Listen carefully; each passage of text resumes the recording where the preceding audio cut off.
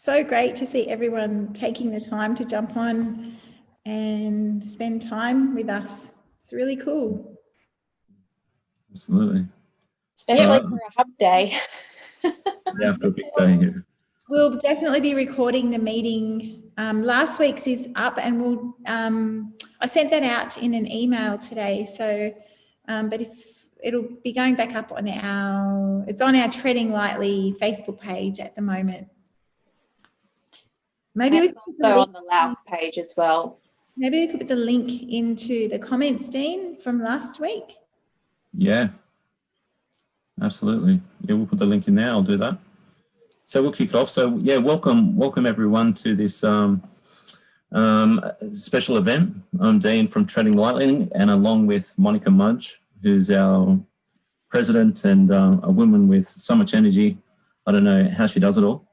So we're absolutely honoured to have these guys on tonight for our second part of this series, and I'd like to welcome all you viewers, and thanks for joining in and showing us where you're all from. And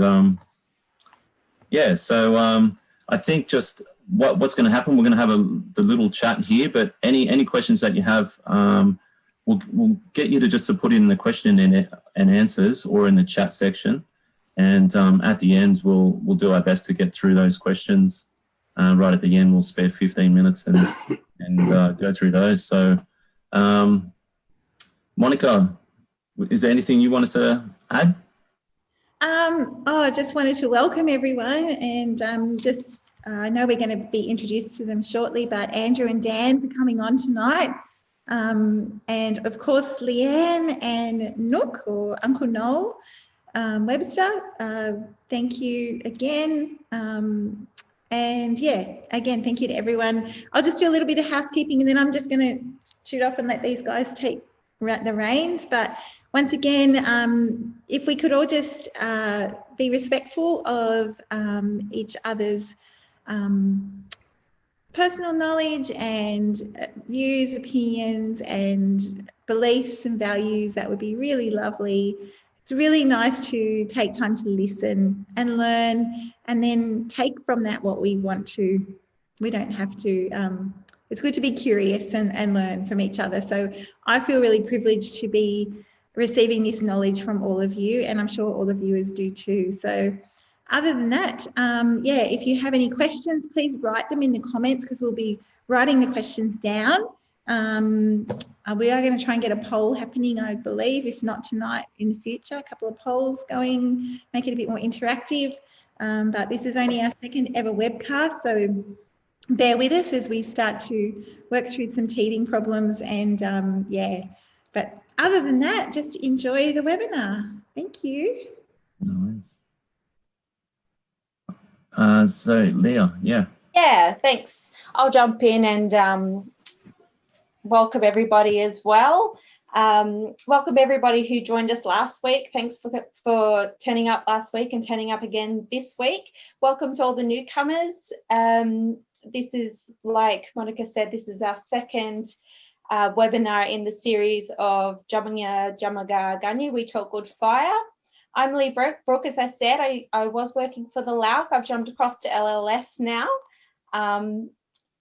And tonight's topic is all about local practice. So you'll get to see some new faces from local people. There's a few down from South. So we have Dan Morgan, we have Andrew, and of course we have Uncle Nook as well. I just wanted, before I hand it over, do a quick acknowledgement to country. So I would like to acknowledge the traditional custodians of the land that I'm tuning in from today, the Yuin people, and pay my respects to elders past, present and emerging. And I'd like to extend that acknowledgement out to the custodians of where you're tuning in from today. And just before I hand over, I'd like to thank everybody who has purchased the shirt. They're flying off the shelves. I don't have my model Gav here today to show you the design, but we'll put the link in. If you haven't got a shirt yet, please jump on and purchase the shirt. All proceeds go to Fire Sticks, and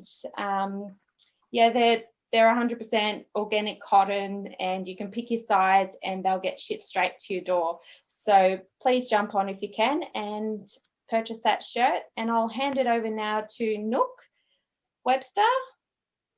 No, Thank you. Djamaga, Yarrabini, Mudingal Warrior. Good evening, all my friends. Yeah, tonight we're in for a bit of a treat. We're talking with local fire practitioners. I'll be very proud of this webinar today because I've been quite privileged to walk country with these fire practitioners and to see their knowledge and their skill and their experience and the way they're going about caring for country and nurturing, healthy relationships with people and the reconnection and revitalisation of our cultural knowledge. I'm so privileged I've been able to do that, and also for these guys, their generosity to share their experience, and you'll get to walk, alongside them tonight through their journeys, and you'll see through their emotion and their attachment and their stories, how they come to being and the involvement of our fire knowledge. So we're going to share a few videos, and we take great pride in investing knowledge in our young people. So our first video tonight is young Jacob. He's one of our fire practitioners from up north here. Yep. He's coming. Might have a hiccup, but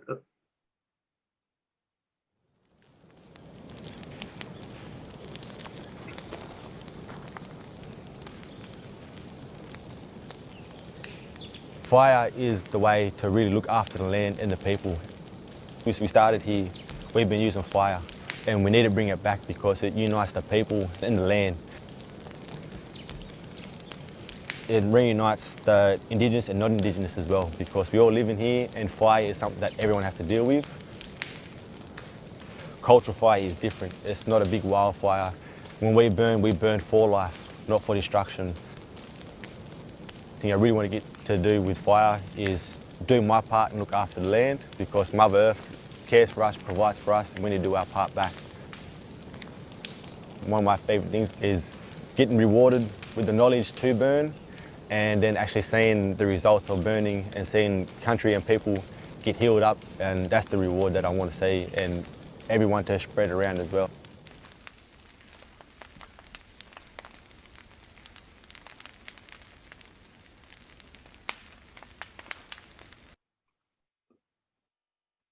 So yeah, young Jacob, and as you can see, you can hear the emotion in their voice, and that comes through the storytelling and having that knowledge of country. His fire knowledge, or our fire knowledges, come from Uncle Victor and the Taipan fire knowledge, so we all always pay acknowledgement to that. They tell us his knowledge coming from up north, and they tell us it didn't apply to our practice down here. But what we learned over time was we share the same fire principle and the same fire law. And by having that understanding, we can apply healthy fire practice here to country. So our next young fire practitioner is Ada, and he's from up north as well, and we've been working with these young fellas. And to see them step up and speak for country, proud young men, is empowering for all of us to see.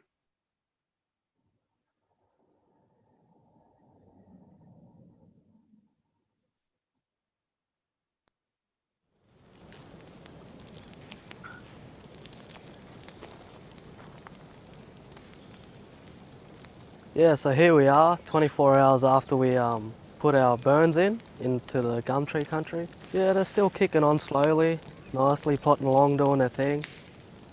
But yeah, that's exactly what we want, We want the fire and the country to do what it needs to do. Like, we don't decide when to put the fire in, it's not our decision. Yeah, we just interpret and read the country, and when it needs it and it's asking for it, we'll put it in. And then at the same time, we're not going to run in and put it out or put in control lines and things. The country already has those measures in place.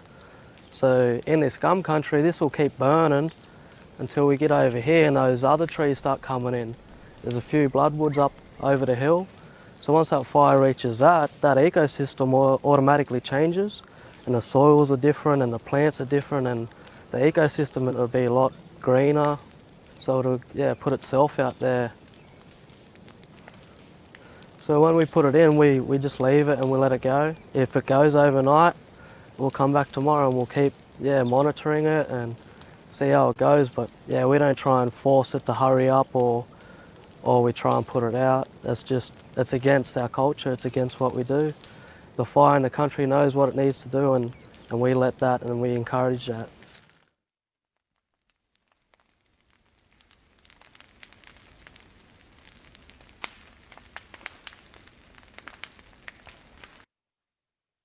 Yeah, so for us and what Adrian just said, country is boss. He tells us, when the fire practice is applied to the landscape. The fire you just seen with them two young fellows walking, that one went for 13 nights and that was applied about 13 years ago in a country that hasn't seen fire for over 35 years. So on that fire, there was four people, no fire trucks, no fire carts, nothing like that. So, the country and the fire built itself. So they applied it and walked with that fire right through there as part of their journey and part of their learning. As you see, it's not easy for young people and even older people to get in front of a camera and to start standing up and having voice. It's quite difficult to be able to do that. And I've seen the development of these guys over the last couple of years, which makes me quite proud. It's starting, we wouldn't come near a camera. We don't like getting on camera, but we need to do it to give country that voice. These guys stand up, they wear their heart on their shoulder, and they talk through emotion. They let country speak through them. We've been out and there've been videographers out there want to take videos and capture their stories, but they can only get it in one take because they're speaking through country and through emotion. Because I've seen them with a clipboard saying, "Cut, can you say that again?" But well, these guys say, "Well, I can't even remember what I just said," because it wasn't them talking as through emotion. So what you'll hear tonight for our guest speakers, our fire practitioners, is authentic knowledge, living through the moment and how their feelings are at the present time. So what you'll see for these videos, through their stories, is not scripted. It's all from the heart and it comes through country. And you'll see that be empowered for these stories. And why we tell stories is to revive the cultural practice. So fire is one tool to heal landscape, but reviving and sharing that knowledge is done through storytelling. So not only are we reviving the cultural fire practice, but the knowledge sharing event of the old people from their ancestral lands. And we now have the ability through video and through story and through film to be able to share that with old people and young people for future generations. So when we talk, we don't like to do it in a classroom. We like to go out on country and we like to talk. And when you come out there, you'll hear us, but you won't only hear our voice, you'll hear voices from plants and animal and knowledge through the landscape. So it's a great pleasure. I introduce our next guest speaker. I've been quite privileged and stood beside him and seen him involved and his leadership and his skills and how he now is an ambassador for our fire knowledge.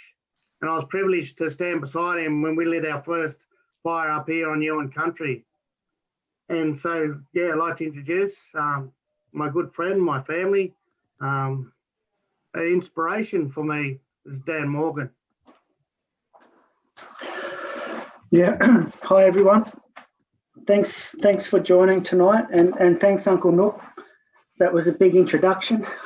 Hopefully I can live up to it. But no, and look, everything that Uncle Nook just said, it's so true, and and to have the privilege to work alongside Uncle Nook and the young fellas up at Nowra, but also just up and down the coast at Bateman's Bay and Bega, and it's just a total privilege. And so thanks. And so for those that don't know me, my name's Dan Morgan. I'm a Yuin man. I grew up in Bega, I previously worked for National Parks and Wildlife Service for about 18 years, and during that time I got to sit on the Djamaga Board of Management, and it wasn't until I sat on the Board of Management I got to meet Uncle Victor Stephenson. And so during my time with National Parks and Wildlife Service, I was involved in lots of different types of fire, hazard reduction burns, wildfire, remote area firefighting. I was a crew leader, qualified crew leader with National Parks, and then it wasn't until I met Uncle Victor that and spent a couple of days with him. It was only just one day of spending. I spent like probably maybe a week or two with him. With Uncle Tommy was around then, and got the privilege to go up and to Cape York and spend a week or two. And within one day, my whole perception of fire changed, and I realised the way that we were using fire within national parks was actually doing more harm to country than good. And then since that day, probably about 10 years ago, I've just been a strong advocate for cultural fire, and it's good to see it progress over the last couple, especially within the last 12 months. It's a little bit disappointing that it had to take such a drastic event for people to show interest in cultural burning. Before that, the first 5-10 years, it sort of was a real hard slog, but it's great to see that we're starting to progress now, and it's great that there's so much interest from the wider community as well. But we'd just like to show a video that we've done working with the young fellas from Bega Land Council. I've worked with those young fellas for about 3 or 4 years now, and just where they've come now, and it's great to see. Like they've progressed so much, and they're proud young fellas now that really take ownership and pride in what they do. So I'll just show you our latest film that we've done. Thanks.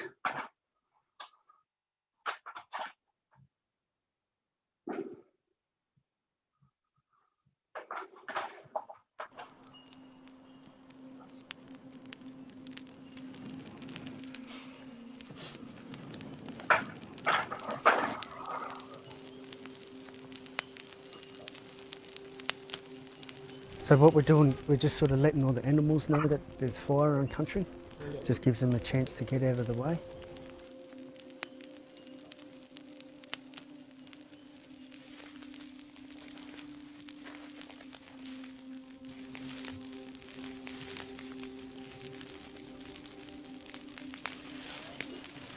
You want a fire, you really want to just have a walking pace. You don't want a big roaring fire. We clean around so we can protect particular trees like this. It's an animal's home.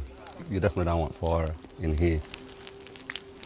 After this burn here, hopefully we'll get the native grasses back, and the native shrubs that are meant to be in this particular area come back as well. It's mainly bracken understory. There's some djamanj, some smaller shrubs, but there should be a nice diversity of things, whereas it's mainly bracken. It likes a hot fire, and this has been managed by a hot fire. You look at it now, it's so sick. It's not healthy. And we need to get in and keep going with what we're doing to try and reduce that risk of wildfire and get back to healthy country. We all need the bush, we all need the earth, and that's what we all are. We're all linked. It could take 2 or 3 reset burns to get it back to a state where we can actually put the right fire in, because it's so built up with stuff. The reset burn's always going to be hotter before cool burns that we usually do. This is actually the first time I'm experiencing it, to be honest. We're just going to make sure we have a good eye on it and watch it properly. For me, being a young fire, learning Learning about this is essential for me and my culture. We don't want to scorch the canopy. That's like law of fire. These are the old parent trees of this country, blackbark and bloodwood. We'll get some nice plants coming back through here. It's a good medicine plant and bush fruits. This good sandy soil. There's not much moisture in the soil because it's just been so dry. But because with this soil we've got a little thatch layer, there's a little bit of moisture in that. It won't get too hot.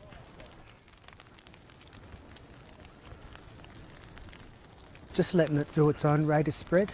There's a lot of fuel load in here, heaps. It hasn't been burnt for a long time, so we've just got to be patient with it. Yeah, so it's going well.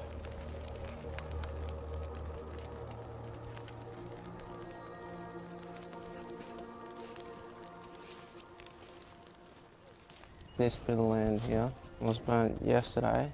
You can still feel the moisture under the top layer of burnt fuel, and it acts as a native fertiliser. Over time that'll all build up and become real spongy ground and healthier soil. There's some digs right here. Shows that a little potterel bandicoot's come and had a bit of a dig here looking for a feed after the fire.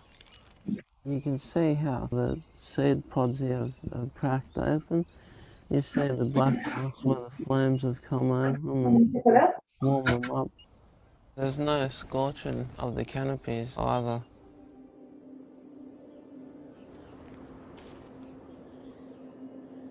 This here burn is a completely different burn to what we do. This is a hazard reduction burn. It was obviously burnt way too hot. The canopies have been scorched and left a lot of dead leaves on the ground here. You know, you're trying to get rid of the fuel, but you're still ending up putting fuel back on the ground after a HR burn. The ground was actually burnt too hot as well. It's all been scorched right down to the dirt. The animals won't have any food in this area because of how hot it was burnt. It's just having respect for all life in the bush.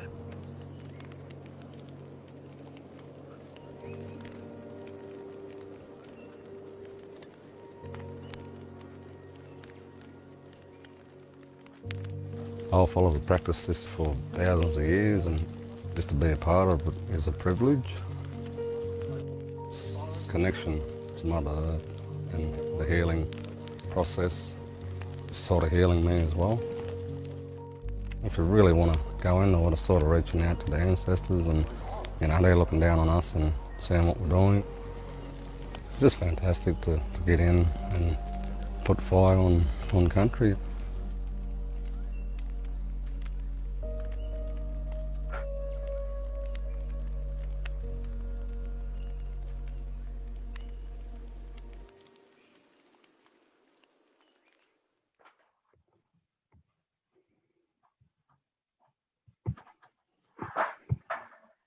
Dan, that was a really beautiful film, and I'm glad you chose that one to show tonight. One of the messages that resonates in that film, and what the common message was from all of those practitioners was the importance to care for country.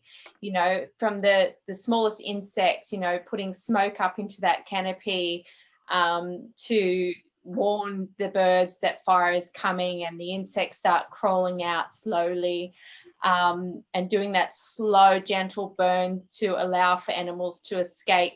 And the connection that you can see in that film between the person, the practitioner to country, is incredible. And you can see it in their faces how connected they are and how important it is. You know, and you could see that they didn't want the fire to get into the bellies of those big trees because there are habitat trees. And once the fire gets in there, you know, they just burn from the inside out. Can you talk a little bit more about the difference between a cultural burn and other prescribed burns, such as a hazard reduction?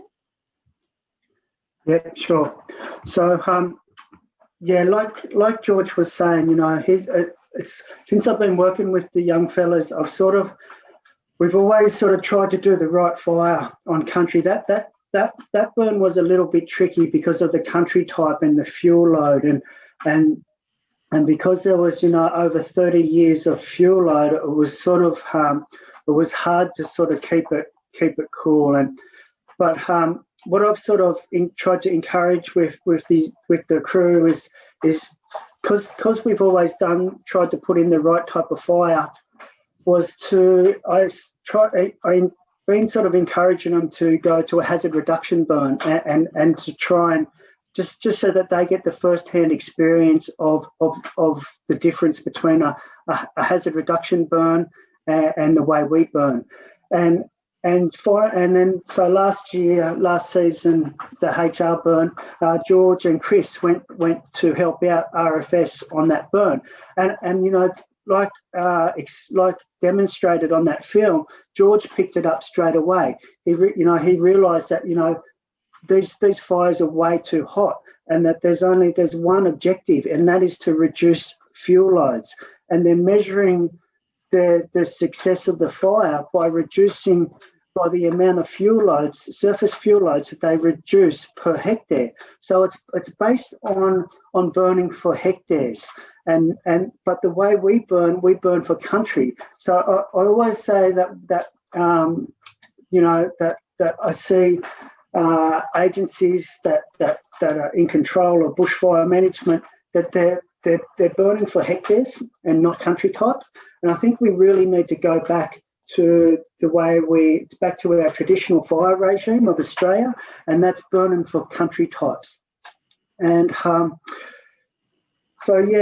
it's and this used to break my heart when I was with national parks, and especially after my whole perception of fire changed, and I'd go to work and I'd have to go put in a hazard reduction burn that was a hot fire that was sucking all this moisture out of the soil, and then scorching the canopy at the same time. And then because the canopy was scorched, all the leaves would fall off, and then you'd get the hot sun coming down, baking the soil even more and more that was already baked from a hot fire. And to see this mismanagement of country used to just break my heart, and to the point where I couldn't do hazard reduction burns anymore, because it was going against my cultural obligation of caring for country. And as all Indigenous people of Australia, we have a cultural obligation to care for country. And so this just was a really hard thing for me when I was with national parks. By all means, there's a lot of good people in national parks, a lot of good people in the RFS, but it's not the people, it's the system, and it's the way they're basing success of these hazard reduction burns through hectares, and it's like a quota, and it's like they have to meet this certain number of hectares so that they can get this certain amount of funding to do it again and again. And what I noticed working with national parks for so long, within 4 or 5 years' time after these hazard reduction burns, there was more fuel loads in those areas than what originally was when we first burnt these areas. And they're all ladder fuel species. Because that fire is so hot, it's cracking all the seed bank that's in the soil, that are all these mid-story shrub species that fill in that mid-story canopy, in between the canopy and the ground layer, and it's creating all these ladder fuels, so that when a wildfire does come through, it climbs up into the canopy and creates a wall of fire. And so it's defeating the purpose. It's like they're burning to reduce fuel loads, but are creating more fuel loads. And so this used to really destroy me a lot working for parks. And so when we burn, we try and burn at a cool temperature. We a lot of the times it's not long after a good rainfall, just so that we keep that moisture in the soil doesn't get too hot. It's all about soil health, and by burning cool like that, we seem to encourage more of the native grasses and the sedges, and by keeping that temperature down, we're where we're not cracking those mid-story species those seeds to germinate. And so, you know,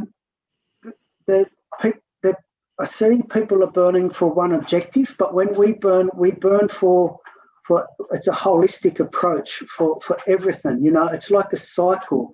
You know, so as you know, as when we burn, we'll get like the bees will come in, the birds will come in, and then the marsupials, and it gets to this point where country tells us, okay, there's the indicators there, it needs to burn again. And as our roles as humans to manage country and care for country, our role was to put fire onto that country, but only when country told us it was ready to burn. And so Uncle Victor always says, he says there's only one type of fire, and that's the right type of fire on the right country at the right time. And so there's no hazard reduction burns, there's no ecological burns, it's just the right type, the right fire at the right time. Definitely, really well said. And what I noticed too is there was young children there, and I know when Gav and I'm sure you've noticed that Gav stepped into the frame. He's back. Can't keep away. He loves it. But we had, you know, he was 5 at the time, our 5-year-old, our teenager putting fire on the ground, and we had Gav's mum, who's 60 with bad knees, in there around it, just loving it. And I guess it feeds into that healing people, and what it means to be on country, doing the right thing. Healing country heals yourself, and it's a very kind of nurturing kind of environment where you just feel so relaxed, and it isn't fast paced. You're not getting in there to get a job done. You're doing it. It's almost like a gathering. And I noticed that there was families there as well. Did you want to talk a little bit about maybe your experience with the healing journey and what it means to have the right fire back in your life? Yeah, sure. So look, when I think like when we do those burns, it's like the smoke that comes off that burn is like medicine, and it heals people. And it's healed me along my journey, especially with coming from that background of hazard reduction burns, and now still putting the right fire on country, and that smoke is like medicine when you breathe it in. But not only that, you know, like a lot of those fellas within that crew, you know, they've had a hard background and they've had a hard life, and this has given them ownership of their country and proper management of their own country, and that is so important, and that's what's healing our community, and it's you know like we've been dispossessed of our own land, and we've been dispossessed of the management of our own land, and to be able to give that back to our community, that is healing community, and that's it, healing our people, and it's given them pride and ownership of their country because they're managing country again. And you know, like people get connected back to culture through so many ways. You know, it can be storytelling, it can be through song, it can be through dance, and the way I've been connected to culture is through fire, and that's the same with the young fellas that I work with. Their connection back to culture is fire, and that's so important for our people, you know, to be connected back to country, back to culture, and back to the way we managed land traditionally. But not only that, you know, like, you know, we're working with the wider community as well, and we're closing that social gap. So it's healing, you know, the black community and the white community, and like that film that we saw before about Fire Unites Us, that's healing here. So there's just, but also we're healing country at the same time, you know. So it's a win-win-win situation no matter how you look at it. And also, but not only that, it's making people grow and get over their fears, you know, like, you know, if I was to think that I was doing this sort of stuff, public speaking, being on these webinars now, you know, only a couple of years ago, I'd be like, no way, you know, like I was the most shyest person, but this is making me grow as a person to get to overcome those fears. But, you know, but overcoming those fears because, you know, I hate public speaking and I hate doing this stuff, but it's so important that we get that word out and that good message about the good fire. Yeah, thanks, Dan. Really well said. Yeah, thanks, Dan. Just I was like Dan, and in the same, like, you know, we walk together on this. You know, I don't walk in front of him. I don't walk behind him. You know, with everyone, you know, old people and young people, we all walk together, same line. But I was also a national parks firefighter. I never won any firefights. You know, it's the wrong approach. You'll never win. We've seen that on the news. Like, we had a cinema last week, and there's had a reduction burn that escaped, caused a wildfire. There's one in the news this week, same thing. So you got to put the right fire to country. So they're burning at the wrong time, out of season. There's a deep level of knowledge and understanding within the landscape around fire practice. We learn about flammability of leaf, which I'm sure a lot of scientists don't know nothing about. And that's why we're seeing fires escape, you know, they call them controlled environments, which they're not. You know, they introduce way too much fire, and it's not healthy for country. So it's burning out, and you've seen the evidence through the films, the scorched canopy, you know, the scorched earth, and that hurts country.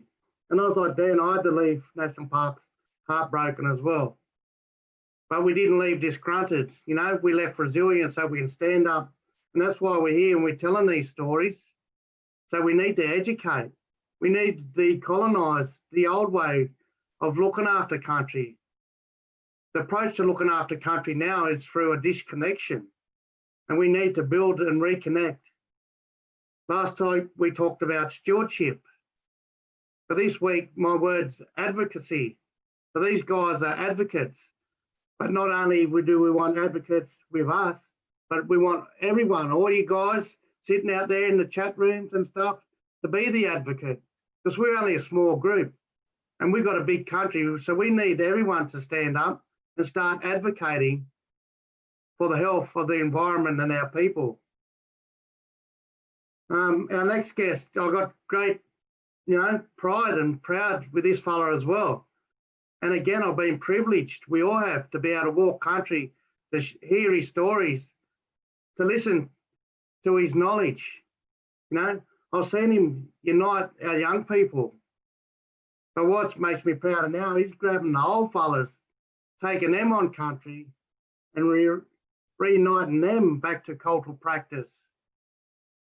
So it's a great pleasure that I introduce More Family, because we're all one family. We're all practitioners and we all work together. So I'd love to welcome Whitey. Thanks, bud. Thanks, Brother Nook. Yeah, just to start off, I'd just like to acknowledge where I'm at the moment. I'm on Walbunja country, so I'd just like to acknowledge the elders, past, present and emerging. I'd also like to acknowledge everyone on this panel. And, you know, all respects to you all. Yeah, and most of all, respects to Uncle Victor and the uncles who are guiding me down here, Uncle Les Simon and Uncle Owen Courage. So, yep. Yeah. I work with the Boatman's Bay Local Aboriginal Land Council. I've been with them for about 15 years, running a work crew, a conservation work crew.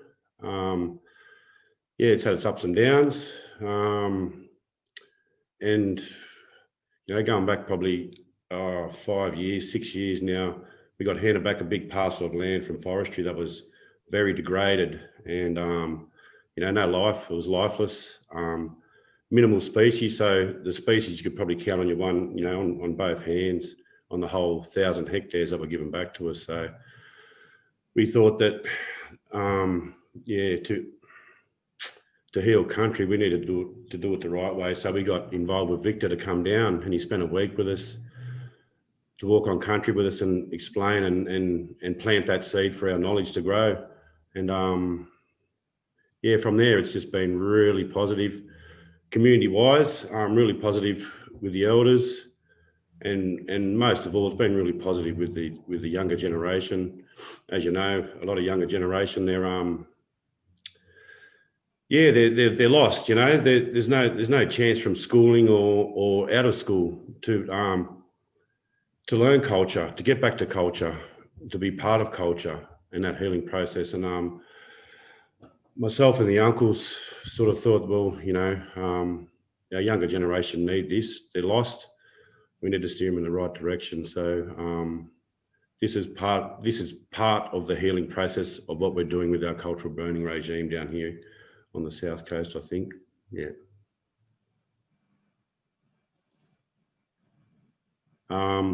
Yeah, well, I've got a video that we done on earlier this year.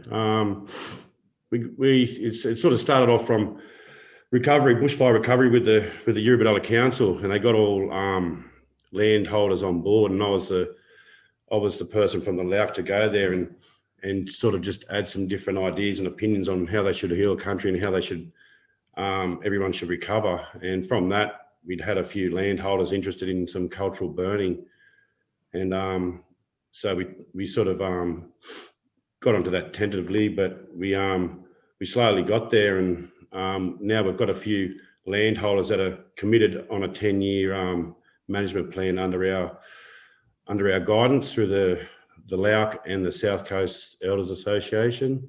So it's you know, we thought it was really important to get the private landholders on board and understand where they're living, how sensitive these areas are to all the mobs up and down the coast, and the importance of it all. So yeah, this video sort of just treads around that sort of area and what we've been doing in the last 12 months.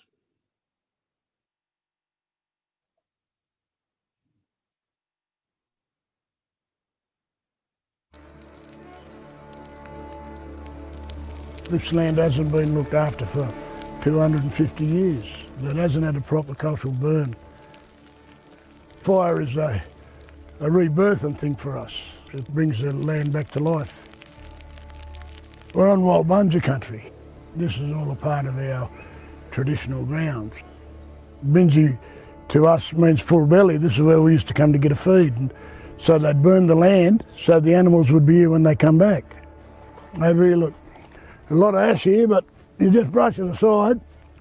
There's new shoots coming through. There's also seed there too that would have been cracked when the fire went over it. So it's very cool. So there's a lot of moisture still in the ground here. With our cultural knowledge, 60,000 years of it, it's designed to look after that land. It's all about sharing knowledge, and the whole community needs to come on board.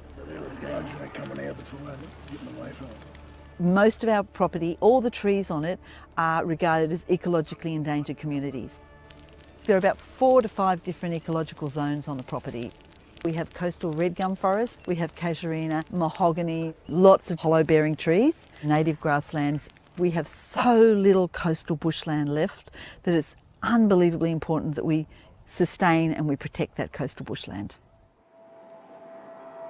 A lot of these headland areas and the coastal areas are really significant to Indigenous communities up and down the coast. So to get private landowners on board and to acknowledge what importance it has is really important. It's more than just a burn, it's a healing process. My grandfather was part of the stolen generation actually, so you know, that's where that knowledge gap has been missed.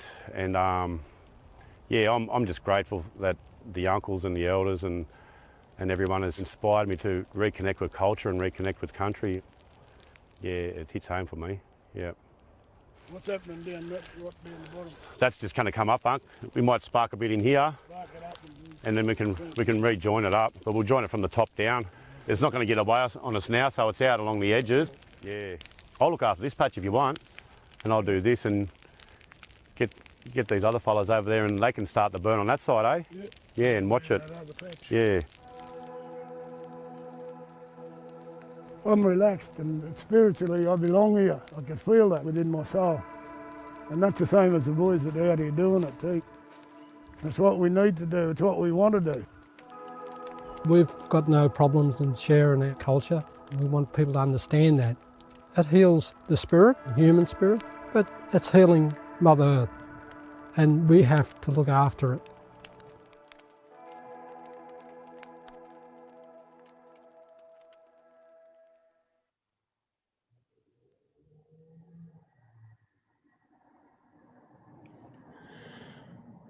Yeah, so that video there, that piece of footage is done on at Binji Maringo. A landholder had approached me. It's actually a wildlife sanctuary zone, so it's a lot of EEC area around that area, and we felt quite privileged for her to come to us and for her to allow us to utilise that as a learning area as well as healing that part of the country. So. You know, we had a few different burns on that property, and we invited the boys from Nowra, the boys from Bega up to all participate, because everyone, everyone's on this journey together, and if we can all walk together and learn together, it's just going to make life so much easier for everyone up and down the coast to understand what we're doing and the reasons behind it. So yeah. I'm going to ask you a question, Andrew. Yeah. What are the indicators to go out and burn that country? Well, it's grass. Grass is on them headlands there, but there was like 5 types of different grasses there, and all them different grasses will they need to be managed at different times of the year as well. So what we're trying to do there is one, just reduce the fuel load, because it hasn't been burnt for, as Uncle Les said, on the thing, over 200 years on that headland. And so what we're trying to do is just reduce the fuel load and give these other smaller patches of healthier, more palatable grass for animals and such to come in and migrate and utilise that area, because these landholders hadn't seen much life on these headlands. And then virtually the next day, they were saying there was, wallabies, kangaroos and everything just coming back there. So it just shows that, that grasses are really important for the whole ecosystem. I think that's one of the major indicators for healing country and healthy country. So, and getting them grass types right in different country types is important as well. So you might have an introduced native to an area that's not really from there. So and if you're not reading country properly, you could be reading that grass wrong and reading the wrong grass for that type of country wrong, and burning it the wrong time of year as well. So it's about reading those indicators and the grass types are really important. They help. They help the whole country and the landscape is based on grasses and mothering trees. So that was the whole point of that grass burn there.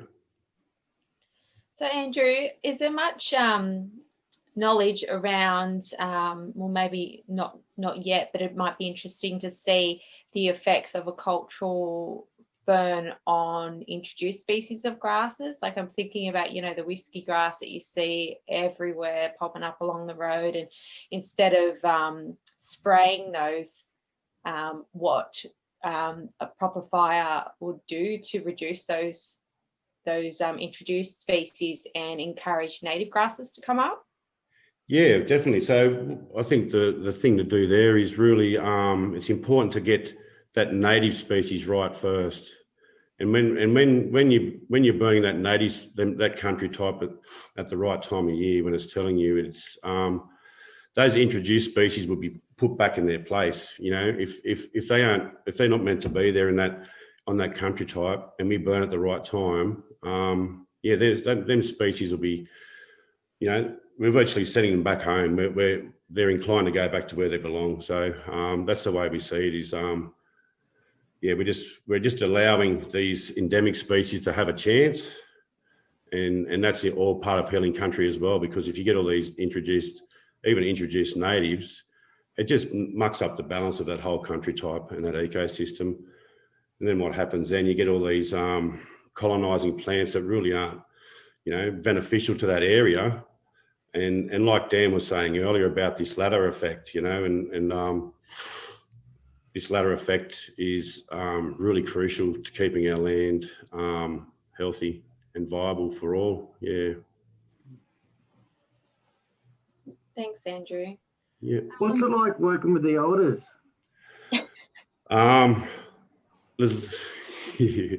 No, I love it.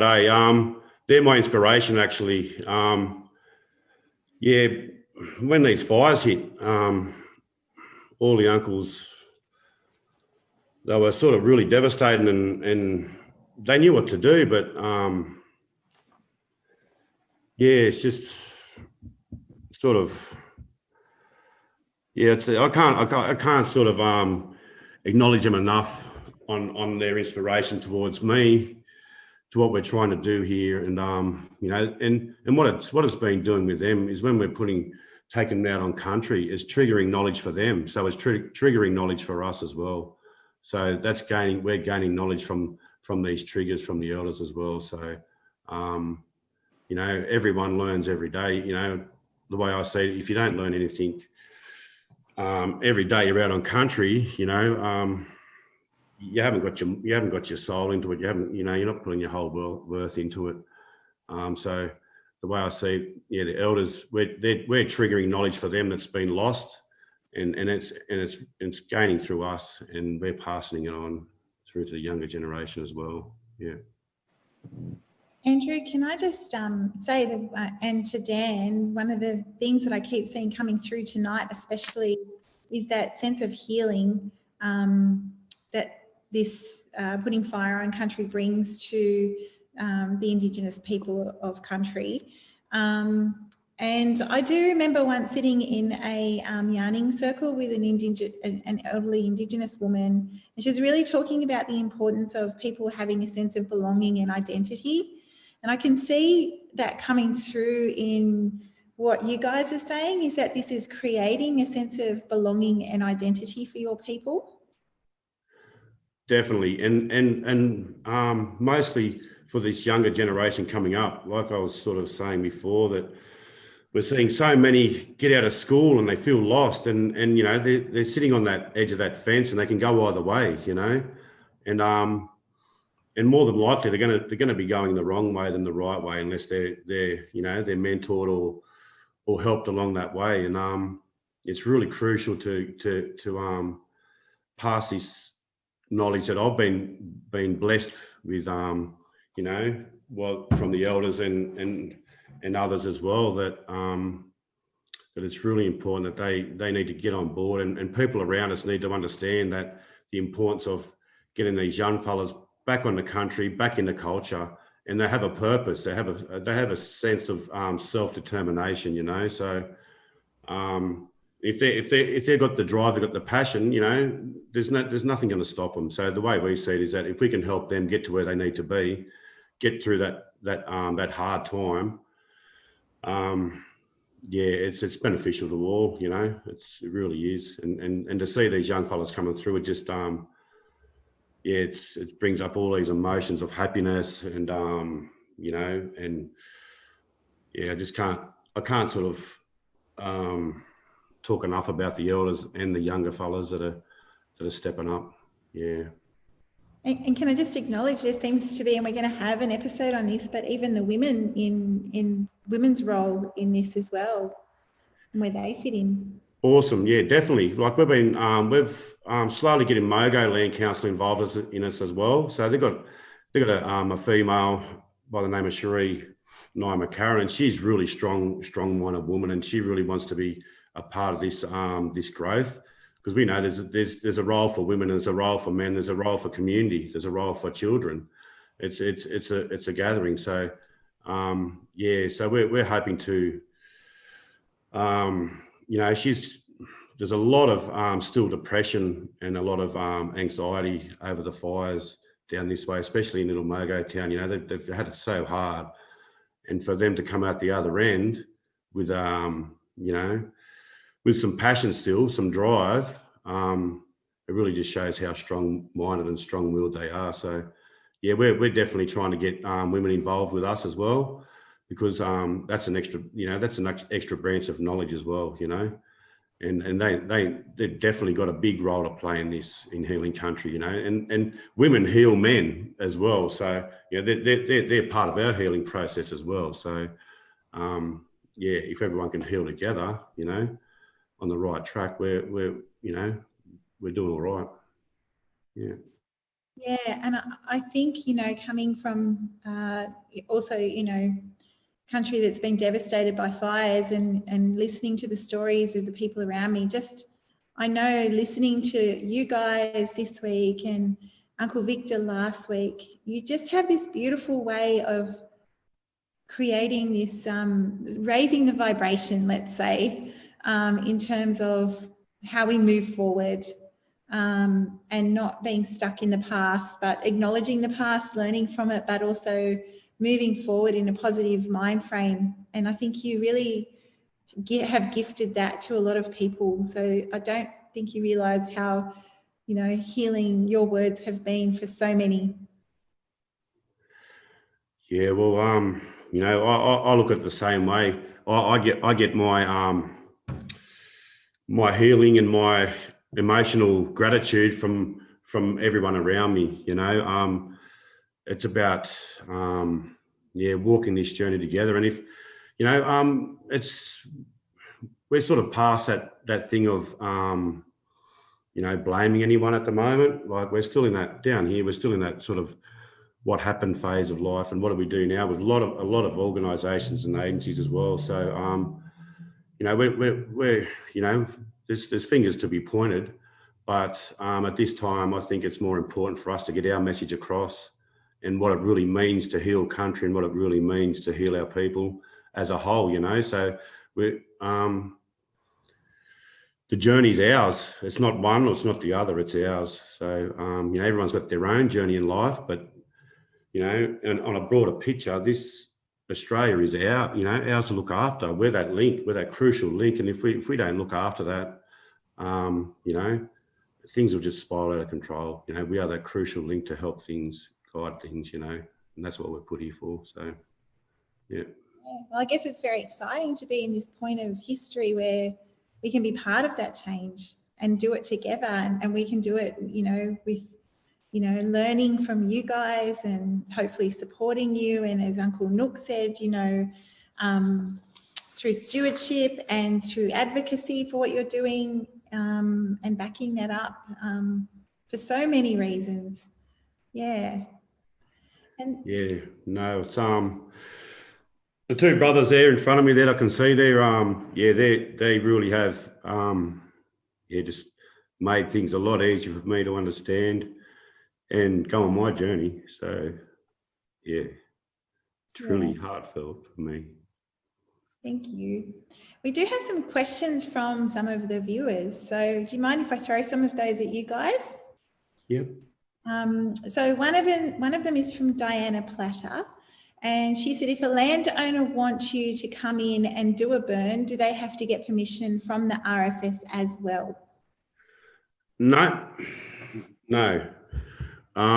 There's an allowable activities we go under, and I think it's the best way to go, because RFS have got all these rules, regulations, legislation that as soon as you sign that bit of paper, for them, they take full control of the fire, but yet they won't take any burden of any destruction of any infrastructure or things like that. So you've virtually got to sign a waiver saying, well, yeah, they can perform this hazard reduction, but they're not in any way liable if anything goes wrong. So, yeah, this Local Land Services Act with the allowable activities has broadened us, where we can just go in and, you know, we take real passion and pride in what we do. So we take time in reading country. We just don't go in one day and say, yeah, we're going to burn on this date, this time. you know, it could take months of surveying this country type to get it right, you know. And now we really have to, as Brother Dan has spoken before to me about, you know, we really have to take things carefully and make sure we're doing things right, because, you know, the focus is going to be on us, and to get things right is really important. So we like with the landholders that we've been burning with, we've got two community groups we've been burning with, one at Maringo and one at Gorilla Bay. And, you know, Dan was one of the initial people with Gorilla Bay, and I spent something like 6 months with them, walking them through country, trying to not persuade them, but to give them that different sense of knowledge and what their responsibilities are of that land. If they're looking after that land, they've got a responsibility, you know, to take care of it properly. And yeah, so there's another way around it. So you don't really necessarily have to go with RFS, because RFS will take control of it and they'll take no responsibility if something's gone wrong. But with the allowable activities, it opens the doors for practitioners like myself and Dan and look to you know, to get down and really do some groundwork on the country types and you know when it should be burnt, the reasons why it should be burnt. Yeah, because it's not, everyone's looking for a quick, easy answer, and it's not going to happen overnight. So they you know, healing country can take a really long time if done right, if done correctly, and if done incorrectly, it's never going to heal. So, you know, there is different options in the RFS. So local land services are the way to go, I think, to get cultural burning up and running. Yeah. And we're very, very cautious as well. You know, because there's a lot of responsibility there, and I'm sure they'd love us to lose a fire and put it all over the media and sort of discredit what we're trying to bring and educate on. But, you know, if we write the wrong fire, we wear the responsibility of, you know, like damaging country. We got to wear that. We got to wear the wrath of the elders. If we take old people and young people out and they get hurt, you know, like we wear that. So we're very, very cautious in our approach. Because, yeah, the responsibilities are really, really severe if, you know, we do the wrong thing. You know, we see, you know, like agencies do it and just walk away and don't learn from that. You know, they think, oh, well, better luck next time, or yeah, maybe next time we'll try something else. So there needs to be a consequence. If you go out there and break fire law, you know, there needs to be consequence. These wildfires, all the harm to country, you know, we see it every day. We got to relive it for, you know, many years to come. We can't do that. You know, we wear that burden, that responsibility. You know, we wear the responsibility of the animal because he's got no home or no food. You know, we kill the soil. You know, no plants will grow. You know, we contaminate water. So there's huge responsibility. So we don't take lighting fire or introducing fire lightly. You know, there's read indicators, read country, and like the boys say, apply the right fire practice. I just see a question in the chat there saying, what about Crown land and coastal areas? I'll just sort of speak briefly on that. So a lot of our burns that we've been doing is on land council land, just because it's under that, because it's private, it's classified as privately owned land, and we can fall under those allowable cultural activities. But when I was back on the board, about 10, you know, and I met Uncle Victor, and I came back and I was like, I really wanted to run a cultural burning program within Djamanga National Park. And it didn't happen at the time because of liability and all these other reasons. But just within the last 2 years, I've been able to get this project happening that I have for so long, and it's introducing traditional land management back around koala habitat. So there's a little koala colony down in Mumbler Mountain, Murray Flora Reserve, Biomanga National Park that's threatened, and they're just hanging on, you know, and they got the odds against them, and so I applied for a grant. This was when I was working with local land services through the Environmental Trust to run like a project to introduce cultural fire back into this area. And just, it's been, to be honest, it's been really difficult. You know, on public lands, there's just been like we had to go through a review of environmental factors. We have to get community trained to a certain level, and then we have to get burn plans. You know, all these roadblocks but the way we use fire, it's totally different. And like Uncle Nook said, we're not fighting fire. We're using fire as our friend, and so it's a totally different method. But we're not being recognised as fire practitioners. And the only way we do get recognised is if we fall under this hierarchy militant structure, which is incident controller, divisional commander, crew leader. And it's like we're going to war with the fire, but we're not at all. It's a totally different system. We're using fire as our friend, so it's a different method, but we're not being recognised. And for us to be recognised, we have to fall under their guidelines, which can be really frustrating. And that's what I'm finding. You know, we want to heal whole of country. We just, you know, and when we talk about country, there's no land tenure. It doesn't matter whether it's private, state forests, national parks, whatever, Crown lands. It's the whole of country, and so there's to do these burns on public lands. It has been quite difficult. Must be so frustrating, I'd imagine. Yeah, you guys have really had to do the hard yards to even get where you are by the sounds of things. We've got quite a few questions coming through, so I'll try and get through some of them. One is from Don Gray. He said, but how do we get government to fully fund cultural burn units led by community to properly manage country, with fire for the good of all of us? So basically, yeah, I think part of your answer, Dan, there was related to that question. Yeah, sorry for cutting off. Yeah, look, the way I see it, I think change is not going to come from the top down.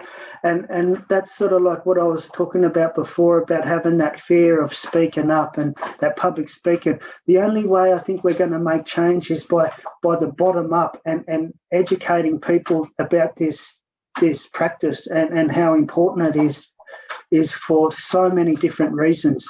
And so I think that's how we're progressing is from the bottom up and educating people and spreading the word of the good fire. Yeah, that's why the knowledge is shared for advocacy, so you guys can step up and help us out, because we're only one single voice. Country had the biggest voice. It gave us the biggest, you know, message last summer. And we can't do that. And I wish I had the answers for, you know, government to start backing and doing this. The millions of dollars it costs to fight that wildfire, you could have invested in all the prevention and had, you know, crews out treating country with an old ancient fire practice that evolved and lived within the landscape. Don't wait for the aftermath or the big fire to evolve and to run and to damage and to harm. You know, let's get on the front foot, walk together. And that's where the answer is to me. To me, it's quite simple, you know. And I said it last week as well, like the more we burn, the less we burn. Yeah, thank you, Uncle Noel. You're so right. Yeah, and I think, you know, there was a lot of people, and not even just, most importantly, not just the Indigenous community, but yeah, fire chiefs, everyone, you know, trying to ask governments to stop and listen for change.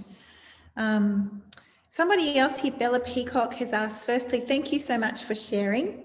I agree. And are you working with government bodies at the moment? Are they coming on board with this knowledge? It is so different from the current approach. Is there a tension? Is there tension in that? And I think you guys have once again answered that in your previous answers.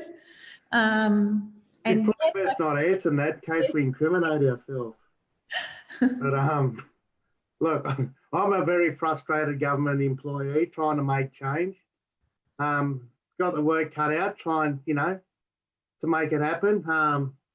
Instead of embracing us, we seem to be getting pushed away. How do we create that space? For me, it's through practice and giving good experience. We've done it. We burnt national parks up here last year for the very first time ever up here on the coast. And when we went and burned, we had all these 26 requirements we needed to meet before we could put fire on country.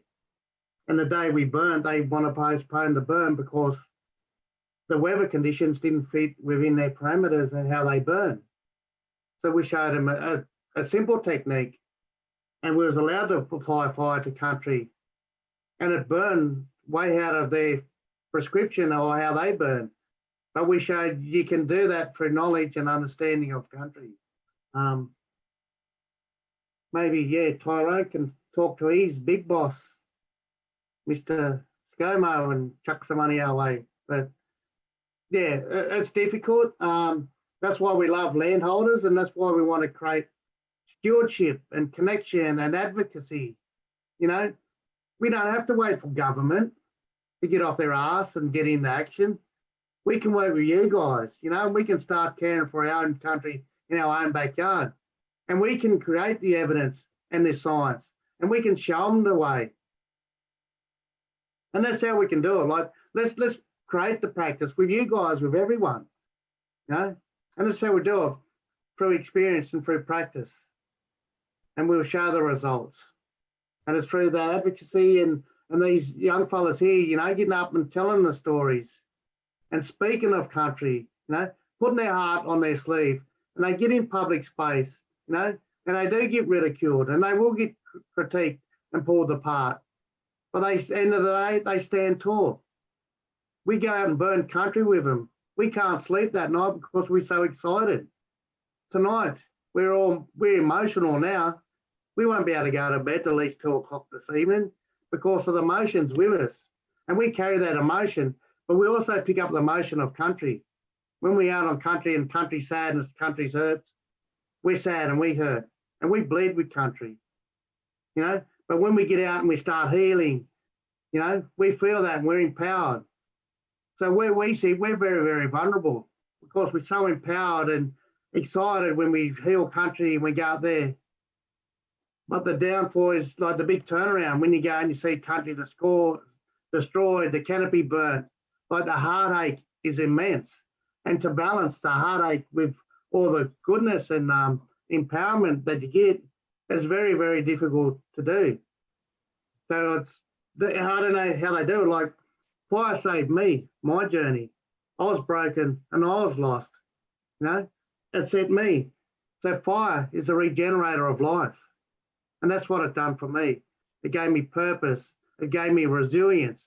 It gave me voice and strength to get up and say enough's enough.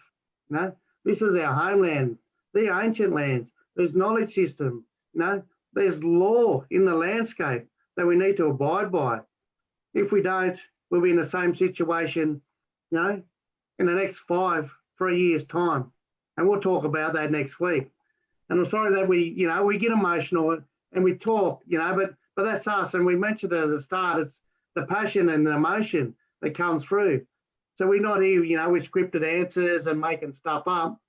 We're talking, through the soul. And that's the beautiful story. And that's the knowledge these guys share. Thank you, Uncle Nook. I feel so emotional just listening to you. And I just really want to thank you for actually putting yourself in this space and sharing this emotion with us, because I know it's not easy for you to talk about, and I know you just want to get on with it and do the work. So, We'll all be thinking at 2 a.m. in the morning. Well, we cry. Whitey made me cry tonight. So good on you, mate. But that's what it is. It's that passion, and you know, and we'll get up in front of people and cry because that's how much it means to us. Yeah. I don't feel like moving on. I feel like just sitting and pausing with that at the moment. But I really want to make sure we answer everyone's questions. So I'm sorry to push forward after such vulnerability. So please bear with that. Tyrone Taylor, what's the biggest boundary to have cultural burns used best practice, especially voicing the boundary to government? Sorry to raise that G word again.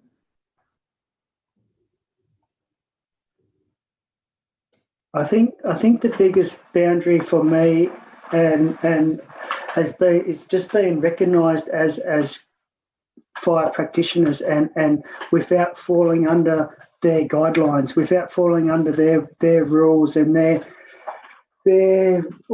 restriction, all that sort of stuff, you know. And it's a totally different method. So it doesn't fit with our culture, and it doesn't fit with our system, their method. I think that's been a really big one for me, just to be recognised as a fire practitioner, to actually, for people for government agencies to say, oh yeah, look, he knows what he's doing. It's a safe fire, you know, and putting that trust into all of our fire practitioners has been a big one for me. Yeah, that's a really good answer. Did you have anything different, Andrew? Or is much the same? Oh, pretty much the same. We're all come across them same boundaries and same hurdles. You know, sometimes it's 2 steps forward and 1 step back. But as long as we're still, building momentum and gaining trust with the community, and give an opportunity to practice this ancient culture, this ancient way of healing land and healing spirit, healing mind. It's just, there's a barrier there that people just don't understand. You know, there's a spiritual well-being for everyone who's a part of it, you know, be it Indigenous or not. So, it's just about breaking them barriers and trying to, but who do you go to and who do you talk to, you know? It seems to be just going around in circles down here, but we have got our foot in the door with council actually, which is, we never thought we'd even get a look in from the Shire Council, but we're in talks with them at the moment, trying with headland burning. So, but that's only one little thing. It's only one small step, and I'm just hoping that it can lead to other things. But yeah, with the government, it's just, I don't know. When we were doing sunburns down the coast here, the attitude from the RFS was that discriminating and that hurtful. When we done one of our burns, and just to be polite and kind, we give them the RFS notification, and we even offered them to come on board and learn with us. And their response was, no, we're not coming to your fire unless it's a 000 call, and it's like, well, where's this bridging the gap, and where's this, walking this together? It was really disheartening, but we pushed on with the help from the elders, and that's just a little story of what happens every day with what we're trying to do. So yeah, the higher people are not listening. It's just got to be from the ground level up, as Brother Dan was saying, and the voice is heard from below, yeah.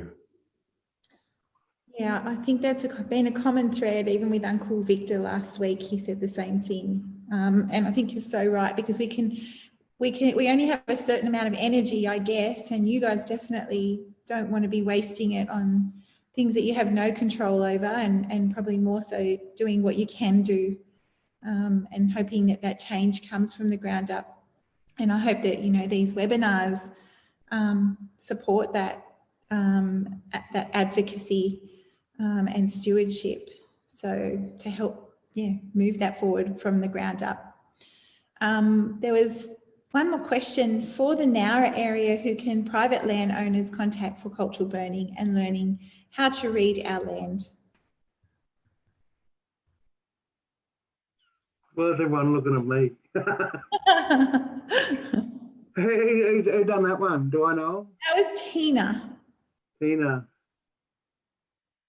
Yeah. No, you can type an answer into her later. I'll put Dan and Whitey's mobile up for you as well. Yeah. Oh. Someone will put you in contact with me, eh? Somehow, yeah. You'll find me. So maybe, Tina, if you can email us if you're out there, maybe we can get you in touch with Uncle Noel. Yeah. And Tina's put her number up there, so yeah. Thanks, Tina. I'll jot those details down.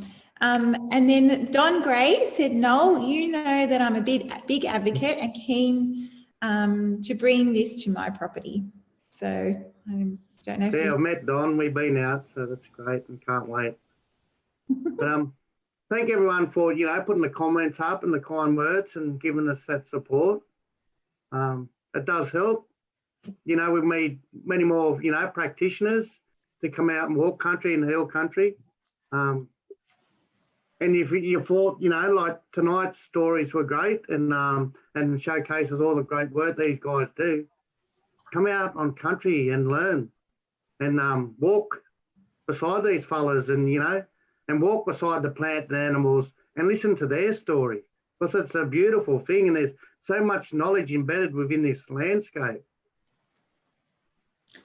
And throughout this webinar, people will find out more information about how to do that as well through the series. I'm sure. Yeah, Tyrone's going to go in the back with us, so if we can share comments and stuff with him, and yeah, that's after he buys a shirt. We'll be looking for his receipt too.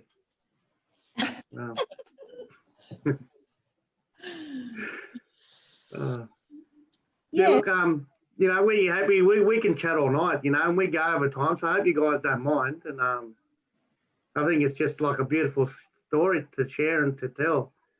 And I think we'll probably put those videos up in a link somewhere for you guys and share them. Get them out there, like flood it. You know, here's the voice. And you get to tell the story, you know, and become part of that conversation. Yeah, and I do also just want to mention to leave this webinar, this session on a happy note, is that Uncle Noel, you can probably talk about this a little bit, is the work that we're going to be doing with some young Indigenous people through Wollongong University. So we've got 20 young people going to be coming on board to learn more about cultural fire practices, and we're going to be producing some really cool videos and showing how young people, you know, bridging that intergenerational gap and moving forward with this healing practice. So I know us at Treading Lightly are really excited about that, and that will happen early next year. So yeah, I think, yeah, if you just want to share a little bit about that, Uncle Noel, and just let everybody know that there's good stuff happening on the ground. There's a lot of stuff happening. Like, so many people are just like, you know, want to walk this journey and come together and create opportunity. You know, we're not sitting back and waiting, you know, we're creating it and making it happen. So, you know, we got some good friends at the University of Wollongong. You're going to meet a couple of them in a few weeks' time. And yeah, and they got beautiful story to tell as well. So all our stories get bound into like a big book, a chapter book, and we all got different stories. But, you know, once we combine all them stories together, you know, we got a huge knowledge system that we can, you know, can come back. So everyone's got a story to tell, you know, and we all want to hear that. So it could be different little stories, but when we go in country, we share all those. And that's the beautiful thing when we go out and we burn, you know, it's the knowledge sharing. and it's just a continuous, information grab, what we learn. And it's not just us as people, it's the country speaking for itself. We love that and we want to share that with you guys. So, yeah, look, big things are coming, and we want all you guys to walk this journey with us as well. Awesome. Thank you. Leanne, I'll let you finish off because I'm sure you've got a lot to say there. And yeah, Leanne is one of those women that we were talking about earlier, Andrew, who's really stepping up and stepping forward to support this beautiful practice. Yeah, there's a couple of them jumped in tonight, getting a head start and know what's going on. So, yeah, thank you. I'm so excited to be involved. I'm just like, can't wait to get into it. And I was bummed about the, this winter's, wet season that we had, and we didn't get our burn done, and a lot of things were cancelled. But next year is going to be full on, and I can't wait to get involved and get my family back involved. And, like I said, I'm with LLS now, so I feel like I'm one of the team. And as you mentioned, in a few weeks' time, we'll have Women's Point of View, so I can't wait for that. Next week's topic is recovery and healing. So maybe, Dan, we can hear more about that koala project you've got going and some other stuff that's going on. And that sounds really exciting. Sorry to everyone I know it's 8:30. We keep going over. It's because we are so passionate. We've got so much to say and so much to share. But thanks again for getting involved and having a yarn with us. We really need your support.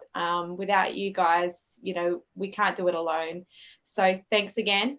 And I hope to see everyone next week again, 7 o'clock. I can see that Dean's put the link in for next week. If you haven't registered, go ahead and do so now. I know there's been a bit of an issue with tickets selling really quickly. So jump in and get your ticket early is my advice. Cool. Thanks. Has anyone else got anything else to say? Or? Well, I think we might let the viewers go because they're still either waiting for dinner or things to do. But yeah, thank you so much, everyone. Thank you, Dean, for helping us pull all this together on the Treading Lightly side. As I said, this is our only ever second webinar, so they're only going to get better. And hopefully we'll get more efficient with timekeeping. But yeah, so thank you so much, Andrew, Dan, Uncle Noel, Leanne, Gavin, everyone, and everyone who's tuned in and sent your questions through. Yeah, I'm just so stoked and feel so lucky to have received this knowledge and your heartfelt, emotions and feelings around what you're trying to achieve with all of us. So thank you. Thank you. And grab your shirts too. I put the link in the comments. Grab a shirt and support us. Wear it with pride. It's it's got the message in there, getting back to our roots. So, buy a shirt and support Fire Sticks. That'd be great. Yeah. Yep. That's all about the advocacy. Definitely. What's your word for next week, Uncle Noel? It'd probably be resilience or something, but we'll work it. But yeah, like knowledge not shared is knowledge wasted. So true. Okay. See you all next week, eh? See ya. Thanks, guys. Thanks, everyone. Yeah, thank you.